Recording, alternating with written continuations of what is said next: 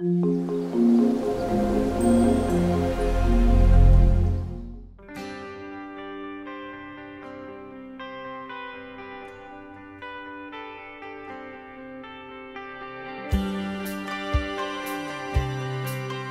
tout le monde, c'est Nat, ravie de vous retrouver pour le challenge des 31 jours au pays du tarot. Donc je vous l'avais dit que ça allait déborder sur février, nous y sommes.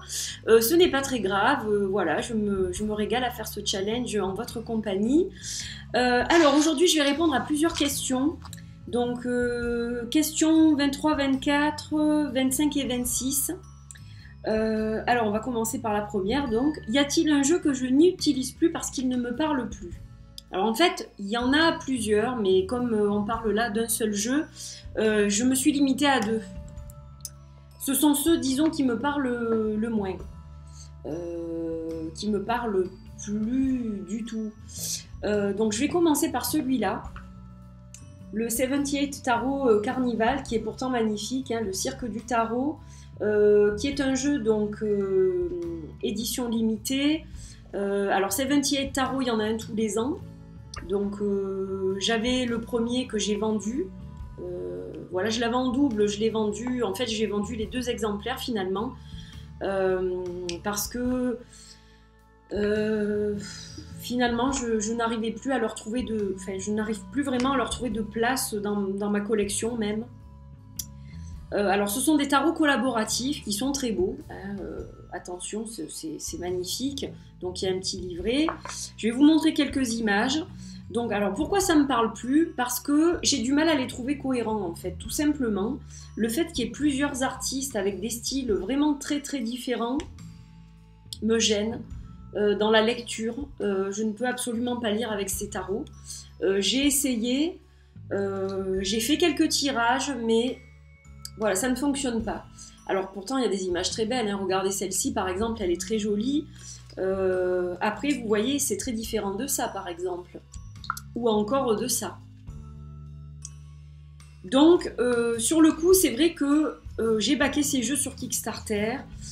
C'était des projets que je trouvais sympas, la collaboration d'artistes, etc.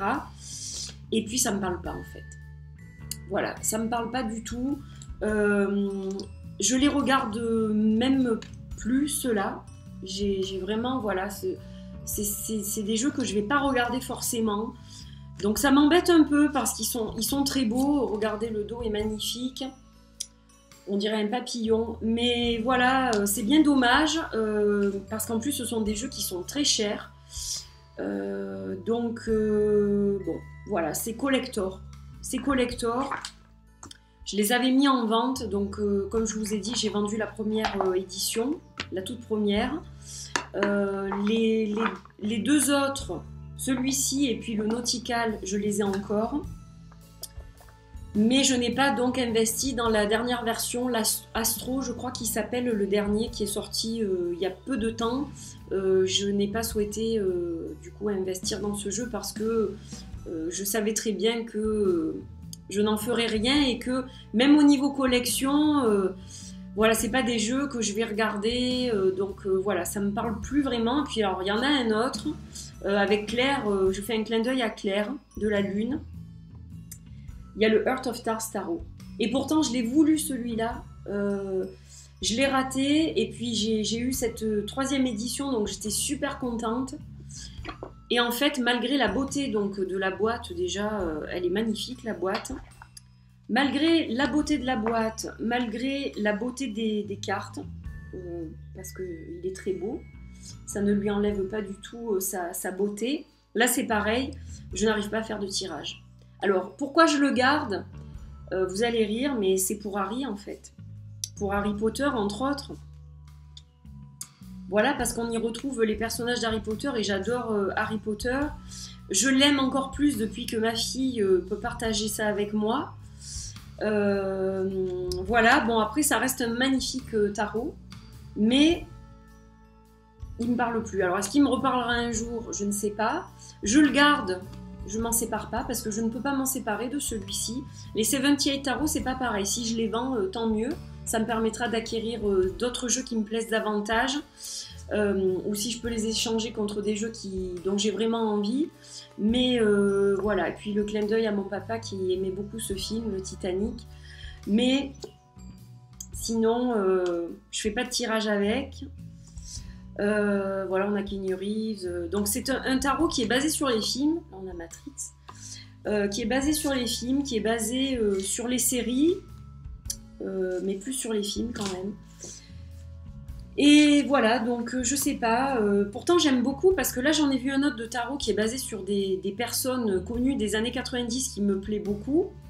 Mais je pense que j'aurai un peu le même truc que pour celui-ci, c'est-à-dire que sur le coup, je vais être super emballée, mais finalement, je ne pourrai pas faire de tirage. Et voilà, bon, encore celui-ci, je le regarde, hein, c'est différent des 78 Tarot.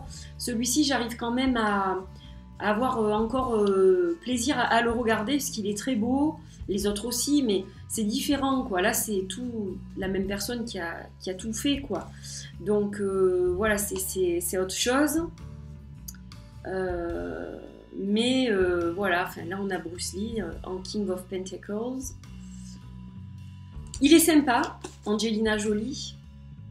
Il est sympa, mais voilà, il me parle plus trop en fait, c'est dommage. Donc bon, je le garde quand même. Par contre, au niveau collection, je le garde parce que c'est une édition limitée. Et puis voilà, j'ai envie de le garder en fait. J'ai pas envie de m'en séparer, il y a quelque chose qui me retient, donc peut-être que c'est un message. Voilà, donc ça c'est la première question. La question 24. Si je devais créer une 79e carte au tarot qui puisse parler à tous, laquelle serait-elle et pourquoi? Je créerais la carte de l'humanité, je pense. Voilà, parce que l'humanité, c'est nous, c'est vous, c'est moi, c'est le monde.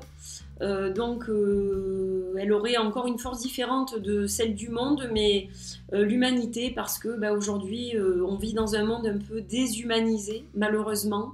Donc je pense que je créerai cette carte-là, ouais, pour son sens profond et pour ce qu'elle pourrait apporter éventuellement à un jeu de tarot. Voilà.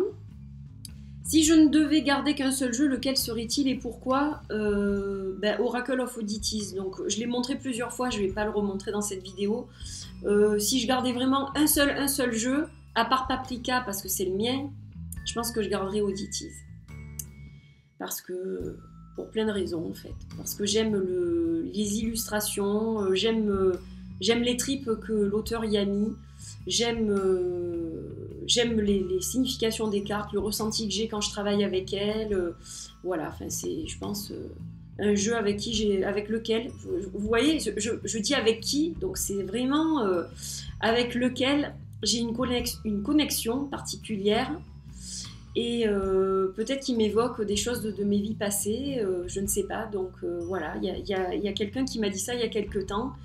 Nat, si tu regardes cette vidéo, Nat, donc, qui est une de mes abonnées et avec qui j'échange régulièrement, elle m'a dit que ça devait me rappeler mes anciennes planches d'anatomie quand j'étais médecin dans une vie antérieure.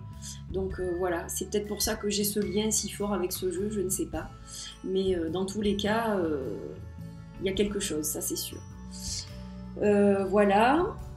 Et donc la dernière question pour aujourd'hui, comment est-ce que je pense que fonctionne la lecture du tarot? Ça dépend des gens en fait. Alors déjà, c'est différent d'un oracle, c'est-à-dire qu'un oracle se lit un peu comme chacun le veut et le ressent. Le tarot c'est un petit peu différent parce qu'il est structuré quand même. Il y a une structure. Donc il y a des majeurs, il y a des mineurs. Le tarot peut s'apprendre. Un oracle, tous les oracles sont différents. C'est très difficile d'apprendre tous les oracles. Alors qu'un tarot, il a toujours la même structure, même s'il y a des fantaisies dans certains où on retrouve une ou deux cartes supplémentaires. Mais globalement, un tarot, c'est 78 cartes, 22 majeurs, 56 mineurs.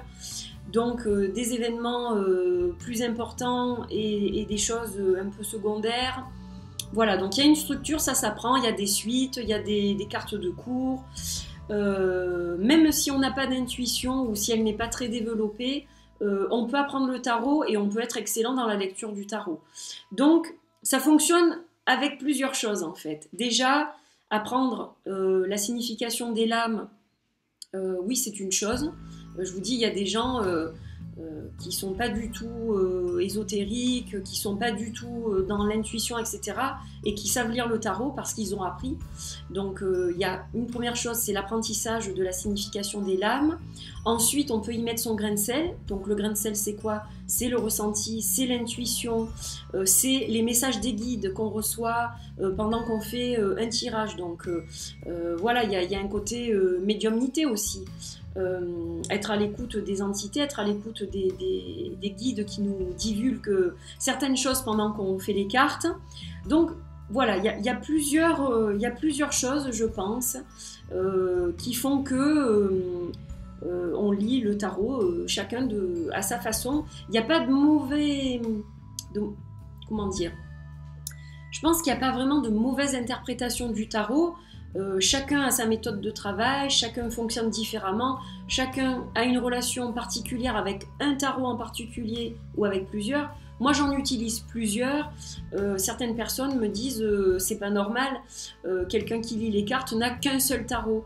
Moi, je ne suis pas d'accord avec ça. Ça n'a jamais été le cas pour moi. J'ai commencé avec un ou deux jeux, mais par la suite, j'ai voulu en utiliser plein. Donc voilà, ça dépend de comment je suis lunée, de quoi j'ai envie ce jour-là, quel thème j'ai envie d'aborder ce jour-là, qu'est-ce qui va me parler. Il y a des jours où j'ai envie de travailler avec des tarots médiévaux, par exemple, médiévaux. Il y a des jours où j'ai envie de couleurs, des jours où j'ai envie de couleurs douces. Donc voilà, ça pour moi, c'est propre à chacun en fait. Donc chacun doit se laisser porter par son âme, je pense, par son cœur et par ce qu'il ressent. C'est ça le plus important pour moi. Voilà, pour cette dernière question, je vous retrouve pour les toutes dernières questions dans une prochaine vidéo. Voilà, je vous fais plein de bisous et je vous dis à très vite. Bye bye.